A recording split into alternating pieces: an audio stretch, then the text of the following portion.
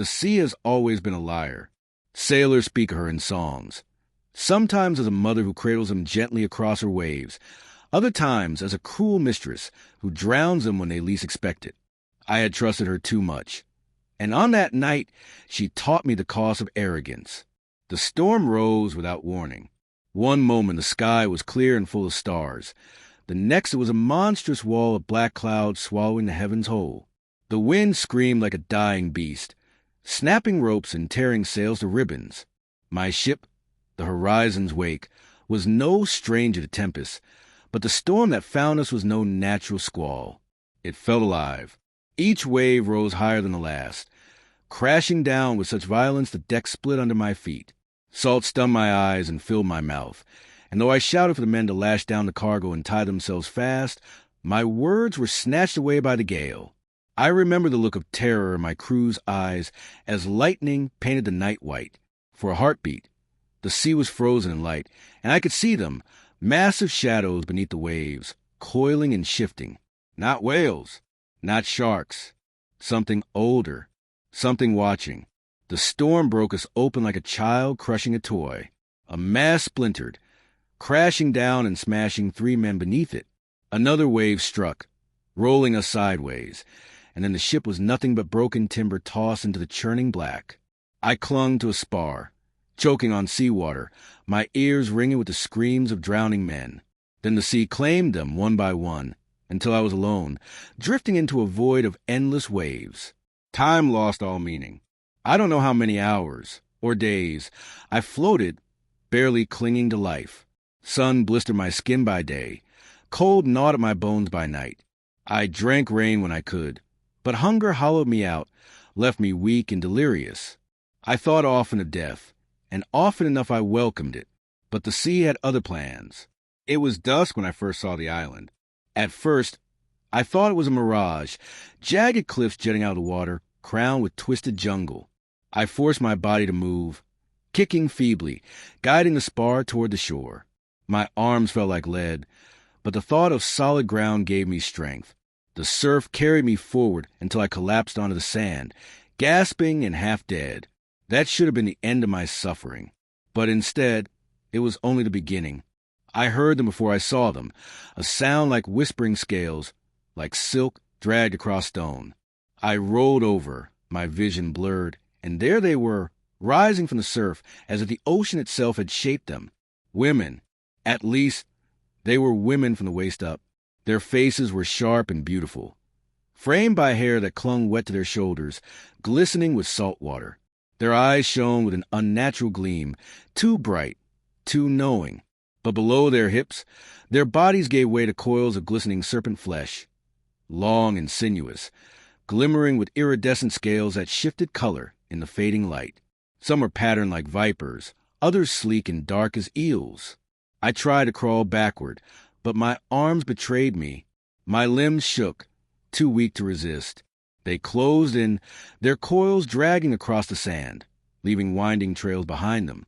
One of them hissed, her tongue flickering, tasting the air around me. Another laughed softly, a sound both musical and cruel. The largest of them slid forward, her upper body towering over me, shadows painting her skin bronze in the dying sun. She studied me as one might study a fish caught in a net. I tried to speak, beg for mercy, curse them, anything, but my throat was raw and only a rasp escaped. Without a word, she coiled around me. The strength in her body was terrifying. Her scales were smooth yet unyielding as iron. She didn't crush me, not fully, but she made sure I knew resistance was useless. My ribs groaned under the pressure, my heart hammering against her grip. Another brought forth a net woven from seaweed and strange, silken strands that glowed faintly. Together they bound me like truss game. I struggled weakly, but the more I fought, the tighter the bindings drew. They spoke in their strange tongue, hissing syllables that rattled in their throats. Yet, somehow, I understood scraps of it, as if the meaning slipped directly into my mind. Chosen, male, heir. I didn't understand, not fully, but dread crawled through me. They dragged me toward the surf. The cold water closed around my body as they slipped beneath the waves, pulling me with terrifying ease. I tried to hold my breath, panic surging. My lungs burned, my vision darkened. Just when I thought I would drown, one of them pressed her lips to mine. Instead of breath, I felt something else, cold, slick, sliding into my chest. My lungs no longer screamed for air. Somehow, impossibly, I was breathing water. We descended. The sea swallowed the last of the light, and darkness claimed us. But it wasn't complete. Strange luminescence glowed in the deep. Corals that pulsed with green fire, schools of fish like living stars, and ruins half buried in the sand. My captors moved with fluid grace, their coils propelling them faster than any dolphin. I hung helpless in their grasp, carried deeper and deeper until I no longer knew which way was up. At last, we emerged into a cavern, its entrance framed by teeth-like spires of stone. Inside, the walls shimmered with bioluminescent algae, casting ghostly colors across the chamber. I realized with chill that the stone was carved. Pillars etched with serpentine runes, statues of serpent women coiled around faceless men. The largest of my captors raised her head and hissed a command. Others uncoiled me from a net and dropped me roughly onto a slick stone floor. I tried to rise, but my legs gave way and I fell hard, gasping. Then I heard her, a voice like the crashing of waves against cliffs, deep and commanding, yet unmistakably female. It echoed through the cavern, vibrating in my bones. The serpent women parted, lowering their heads, as another figure emerged from the shadows. She was larger than the rest, her coils massive enough to crush a ship's mast. Her skin gleamed pale as moonlight, her hair flowing like black kelp in the current. A crown of bone and pearl rested upon her brow, and her eyes, gods, her eyes, were twin abysses, deep and endless, pulling me in, the queen of the serpent women. She regarded me with a smile that was neither kind nor cruel, but something far older. She spoke, and though I had never heard her tongue before, I understood every word as if she had whispered it directly into my mind. "You are mine now," she said, "and you will give me what I demand." Her hand traced the air, and the other serpent women hissed in reverence. My heart thundered as her next words wrapped around me like chains. "You will give me an heir." The cavern was only the threshold. From it wound a tunnel so vast and long, I could not see its end, only the glow of algae crawling across its walls in slow, pulsing rhythms. The serpent women encircled me, their coils guiding and prodding me forward when my legs faltered. I stumbled like a drunkard, half carried by the pressure of the water, half dragged by their insistence. I had thought the sea bottom was nothing but darkness and death. I had been wrong. The tunnel opened into a vast expanse, and for a moment, even through my fear, awe stole my breath. Before me stretched a kingdom carved into bones of the ocean itself. Towers of coral rose from the seafloor, like the fingers of a drowned giant. Bridges woven of kelp and luminous silk arched between them, trembling with schools of glowing fish that darted like sparks. Statues loomed at every corner. Serpent women rendered in stone, their eyes set with pearls, their tails coiled around faceless men in poses both reverent and possessive. It was not ruin. It was alive. Serpent women moved everywhere, their scales flashing like polished gems in the eerie light. Some carried weapons fashioned from jagged shells and teeth. Others bore trays of food, sea fruits, pale worms, and living crabs presented in woven baskets. Priestesses draped in robes of kelp and stitched with fishbone beads passed by, their hoods shadowing eyes that seemed to glimmer with venom. Every one of them paused to stare at me, some with curiosity, others with hunger, and some with outright contempt. I felt like a lamb led into the wolves' den. At the heart of the city stood a structure that dwarfed the rest, a palace carved into the ribs of a leviathan so massive its skull could have swallowed my ship whole. Its bones were bound together with coral and black stone, and from its eye sockets glowed lanterns of captured jellyfish, their tendrils swaying like curtains of fire. It was here my captors brought me. The great doors of the palace were not wood or metal, but plates of a giant shell, fitted together with gold rivets. As they swung open, the sound carried to the water like the grinding of mountains. Inside stretched a hall longer than any cathedral I had seen on land, its floor paved with tiles of mother of pearl. The columns were pillars of bone, and from them hung banners of tan skin that rippled in the currents. At the far end was the throne. It was no seat of comfort. It was a coiled mass of stone and coral, its shape mimicking the spiral body of Serpent. Atop it, reclined as though she were the ocean's empress, sat the queen. If the serpent women who captured me had been beautiful, she was something beyond beauty, something dangerous in its perfection. Her upper body was carved in symmetry, so flawless it made my chest ache to look upon her. Her skin gleamed pale as the belly of a shark. Her hair floated black and long like streaming kelp. She wore no crown of gold, but one fashioned from the jawbones of sharks and the polished spines of sea urchins. Yet it was her eyes that undid me, vast and unblinking, not like a human's at all, but like abysses where light itself went to drown. Her lower body was colossal, coils upon coils of shimmering scales, thicker than tree trunks, spread out across the dais.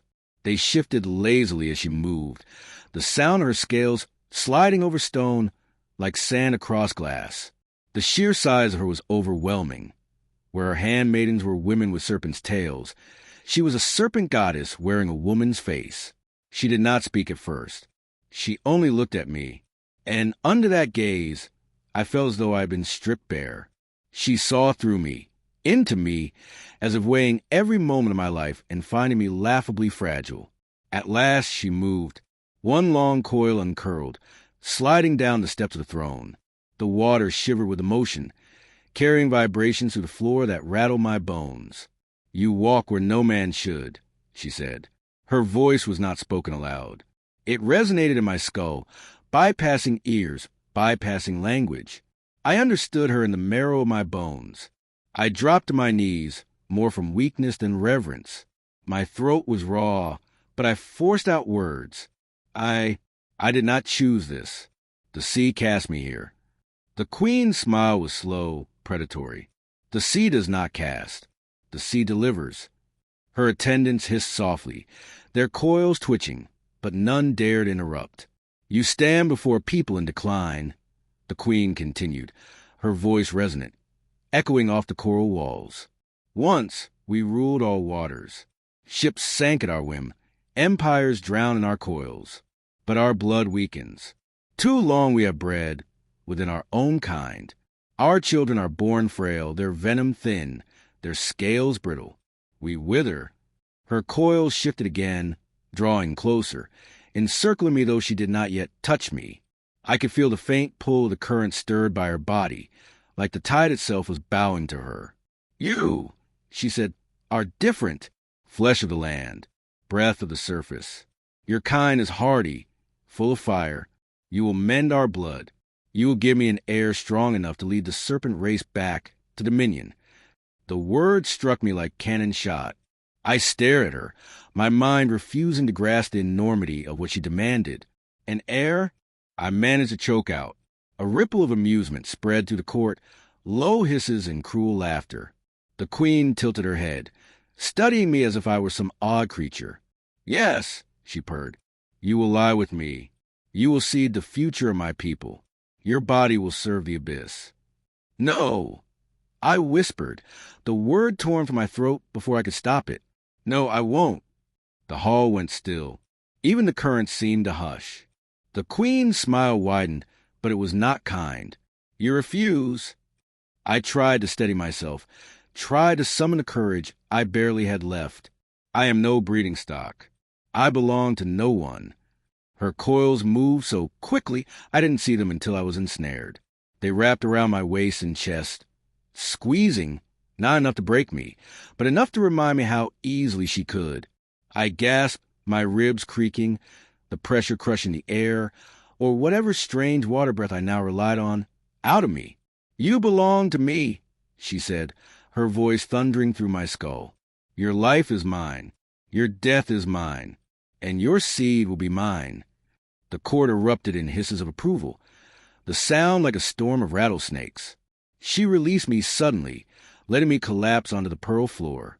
I coughed, clutching my ribs, the weight of her declaration pressing on me even heavier than her coils had.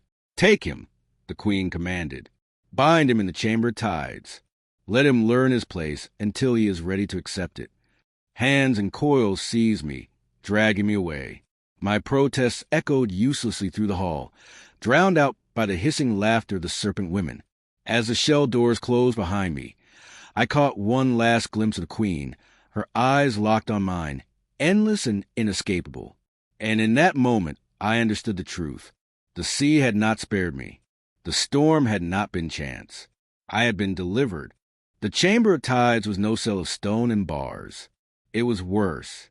They dragged me into a hollow dome carved from coral, its walls alive with slow-pulsing light. The floor was slick, covered in sea moss that clung to my skin like fingers when I fell. Chains hung from the ceiling, forged of some black metal that gleamed wetly, and their ends were bound around my wrists and ankles before I could struggle. When the serpent women withdrew, the chamber sealed itself. A curtain of living kept closing like a door. I was left in silence. Time passed strangely underwater. Light dimmed and brightened through the coral walls, marking hours, perhaps days, though I could not be certain. I was fed strange fruits that tasted of brine and metal, and water thick as milk that left me half dreaming when I drank it. I should have wasted away, but I did not. The sea sustained me with some alien magic, keeping me alive when by all rights I should have died. But captivity was not their only weapon. They visited me. Not the queen, never the queen, but her priestesses and handmaidens. Some came with mockery, hissing words I only half understood, stroking their coils along my chains, laughing at my helplessness. Others came with soft words and softer touches, their hands lingering on my skin, their eyes gleaming with something darker than kindness. They whispered promises in voices that slithered into my mind, that I could have power, that I could live forever in the deep, that I could be worshipped as consort to queen. I resisted, at first, but isolation gnawed at me. Dreams began to plague me, visions of serpents coiling around me, of a throne beneath the waves, of children born with my face and the queen's eyes. Sometimes I woke gasping, unsure where dream ended and reality began. And always, I felt her presence at the edge of my thoughts. The queen, watching, waiting. Then came the trials. They unchained me one day and dragged me to the arena. It was a vast pit, its walls lined with serpent women chanting in hissing chorus. The floor was sand, soft but treacherous, shifting underfoot. Across from me, a warrior slid into view, her scales glistening black as obsidian, her spear tipped with a thong longer than my forearm. The queen's voice echoed above us, calm and merciless. "Show me your worth." I tried to speak, to protest, but the warrior lunged. Only instinct saved me. I rolled aside, the spear cutting a line across my arm. Pain flared, hot and sharp, but anchored me. This was no game. They meant to test me with blood. The battle was madness. I had no weapon but my hands, no training against such a foe. She struck like a striking viper, fast and precise, her coils sweeping to knock me down. I ducked, scrambled, used the sand itself, kicking into her eyes, seizing the moment to slam my fist into her jaw. It hurt me more than it hurt her, but she reeled, surprised, and for a moment I stood tall. I was not their prey. I was a man. The queen's laughter rolled through the chamber, chilling and approving all at once. The warrior hissed, bowed her head, and withdrew. I had survived, but that was only the first trial. The second came in the form of venom. They led me to a pool, its water dark and still. A priestess explained, half in words, half in thoughts, that if I was to be worthy, I must endure the venom of the brood. She pressed her fangs to my neck, and before I could resist, poison surged into my veins. Agony unlike anything I had known tore through me. My muscles locked, my vision blurred. I felt as though fire and ice warred in my blood. I convulsed, writhing on the floor, every heartbeat a hammer blow. But I did not die. When I awoke, the world was sharper. I saw the faint glow of veins in the walls, heard the whisper of currents through cracks in the coral. My body felt both lighter and heavier, as though something alien had settled into my marrow. The priestess smiled, her forked tongue flicking. "You are changing." The third trial was no battle nor venom. It was temptation.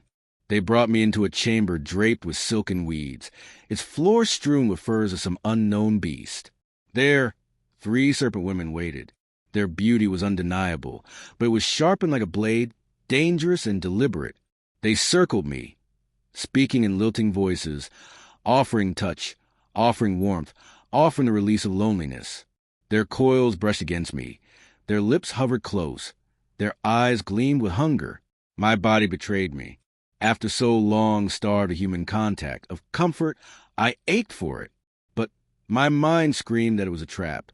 If I yielded, I would be theirs, not just in flesh but in soul. I resisted. Barely. When they left me, the queen appeared, not in flesh but in vision. Her face filled the chamber, vast and terrible, her eyes like moons drowning in shadow. "You begin to understand," she whispered into my mind. "You are strong, stronger than most. That is why I chose you. Do not waste yourself in defiance. You are meant for me." I screamed at her, defiant words that echoed weakly against the walls. "I am not yours." But even as I spoke, I felt the chains of her will tightening. Each trial had broken me a little more, reshaped me, carved me into something that might yet fit the place she had chosen. And worst of all, I began to fear that part of me wanted it. I had survived their trials. I had bled in the arena, swallowed venom until fire lived in my veins, and endured temptations meant to unravel my soul. I should have been broken, yet I remained. Changed, yes. My body leaner, my senses sharper, my mind teetering at the edge of something I did not wish to name. But not broken. And for that, the queen summoned me.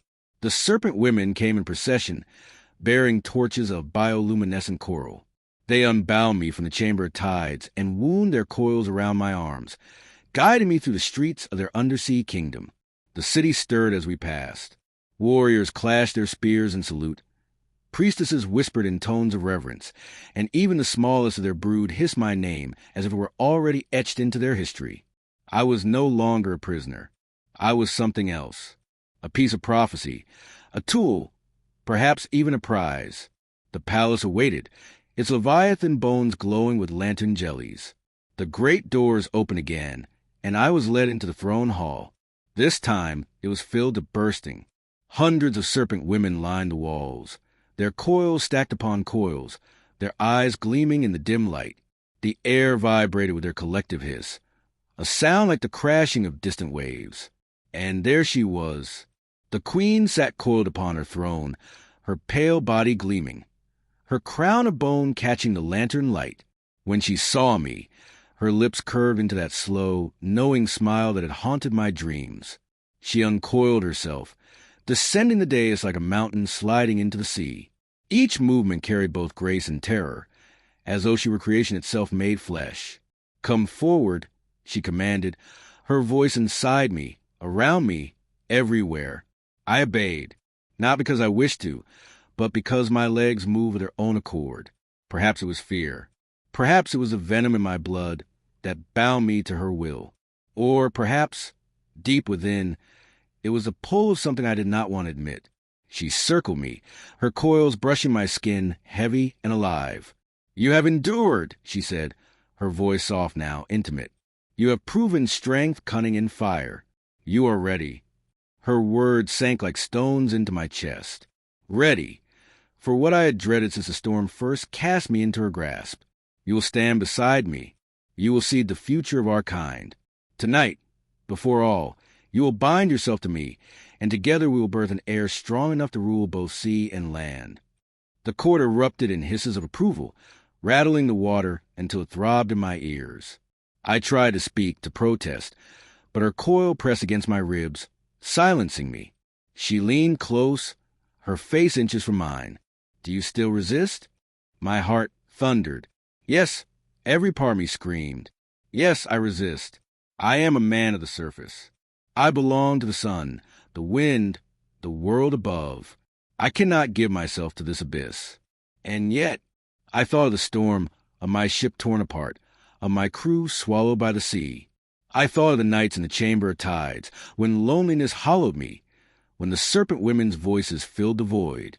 I thought of the venom coursing through my blood, of the strange strength that now lived in me, of how the sea itself seemed to whisper my name. Had I not already been claimed? I looked into the queen's eyes, vast, dark, endless, and saw no escape there, only inevitability. "You are mine," she whispered. The hall grew silent, every eye fixed upon me. The weight of the moment pressed down until I could scarcely breathe. And here I had a choice. Path of acceptance. I bowed my head. "I am yours." The queen's smile widened, triumphant and terrible. Her coils wrapped around me fully now, not as chains, but as an embrace. The court's hisses rose into a roar, the sound of 1,000 voices exulting. She pressed her lips to mine, and venom burned sweet through my veins. The world dissolved into fire and shadow, and when it reformed, I was not the man who had once walked the deck of the horizon's wake. I was something else. Consort to the queen, father to the heir. The abyss was my kingdom now. Path of defiance. I clenched my fists, summoning every scrap of defiance left in me. No. The word cracked through the hall like thunder. The hissing chorus died instantly. The queen's eyes narrowed, her coils tightening in fury. For a heartbeat, I thought she would crush me. But instead, she laughed, a sound that shook the bones of the palace. "Then you will die." She flung me down, her brood surging forward. I fought with everything I had, fangs and spears flashing, coils constricting, but I moved like a man possessed. I struck with desperation, with the strength the venom had granted me, with the will of one who refuses to be claimed. Whether I escaped the hall alive or was torn apart, I cannot say, only that my last thought was of sunlight on the waves, and how I longed for it. Path of ambiguity. I met her gaze and did not look away. "I will stand beside you, but on my terms." The court hissed in outrage, but the queen silenced them with a single motion. She studied me, her eyes unreadable. Then, slowly, she smiled. Bold, dangerous. Perhaps that is what we need. Her coils enveloped me, not crushing, not binding, but claiming all the same. The crowd erupted in divided voices, some hissing fury, others approval. I did not know if I'd secured freedom, or only woven myself tighter into her snare. But I knew this. I would endure. I would wait, and one day, perhaps, I would turn the abyss's claim into my own. No matter the path, the truth remains. The storm did not cast me adrift. The sea delivered me. And the queen of the serpent women does not take without keeping.